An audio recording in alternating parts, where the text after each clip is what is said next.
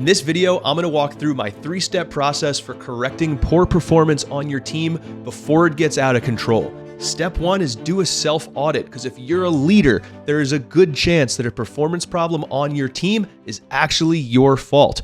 Most of the time, it's a gap between your expectations and your systems. Here's how I fix that. Part 1 is I make a training list. If you've got someone on your team who's not hitting the mark, take out a piece of paper and write down all of the times that you've trained them on the thing that's not going well. If you can't make the list, that's probably a good place to start. Winning doesn't happen by accident, and you have to teach people how you need them to show up.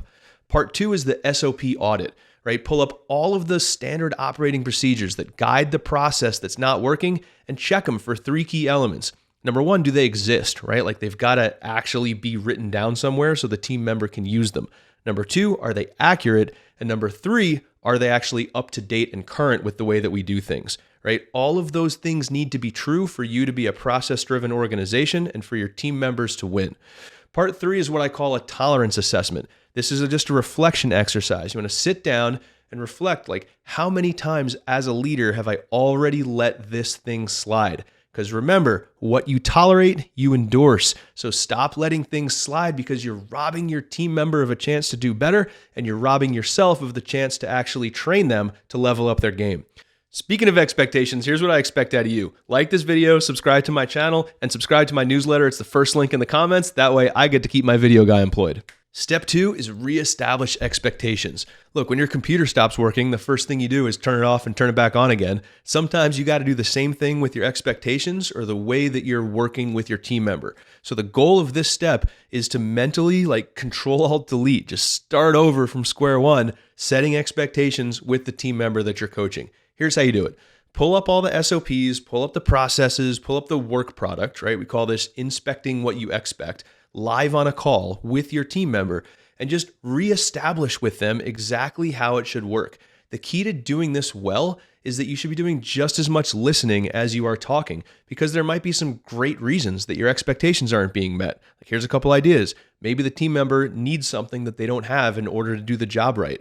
Maybe your expectations are unrealistic. Maybe they're not actually what's best for the business or for the customer, right? All of these things are valid possibilities. So you should roll into this step seeking first to understand, right? Ask a lot of questions and then work with your team member collaboratively to reestablish what the new expectations should be moving forward. Step 3, make explicit commitments. I'll be honest with you, this is the step that actually drives change, because so many times in the past, I'd have these conversations, I'd reset expectations, I'd hang up the call, and in 2 weeks, it would go right back to being however it used to be. It was incredibly frustrating. So what I do now is I literally will screen share my iPad on a Zoom call and write down everything that we agreed to in step 2, bullet point by bullet point. What are the new expectations? And I ask the team member to agree to each one. You will be amazed at how much additional discussion happens during this step. It's like mind-boggling. Once you write it down on paper and ask the other person to agree to it, you will find everything that went unsaid in the prior step when you were just kind of kicking it around.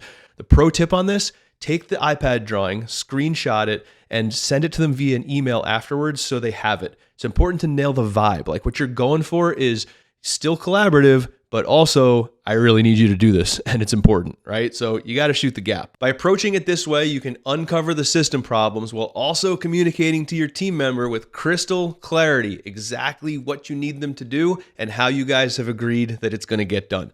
If you want more on this, click the link in the description, get on my newsletter. I will give you a written version of this that you can literally just steal and use it to coach up your own team members whenever you need to.